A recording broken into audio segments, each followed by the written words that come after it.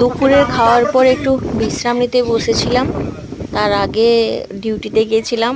এত ঝড় শুরু হয়েছে যে আমাকে ডিউটি থেকে বাড়ি ফিরে আসতে হয়েছে। তো বাড়ি ফিরে এলাম, বৃষ্টিটাও থেমে গেছে। তো মেঘের অবস্থাটা দেখো কিভাবে মেঘটা উঠেছে। আর ওইদিকে আমার শাশুড়ি, আমার বর, আমার শ্বশুর, আমার শাশুড়ি, আমার মেয়ে তিনজনে খেয়েছিল। বৃষ্টি হচ্ছিল বলে খাওয়ার বাসনগুলো ধোয়া হয়নি, তাই ধুয়ে আমার যা জিজ্ঞেস করছে কি একটা, তো আমার শাশুড়ি গল্প করছে। আর ওদিক থেকে প্রচণ্ড মেঘ উঠেছে।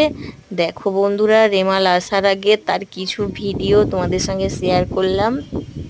তোমাদের ওদিকে কেমন ওয়েদার কমেন্টে জানিও, ঠিক আছে? আর আমার ডগিটা আসছে, দেখো পেছন থেকে আসছে।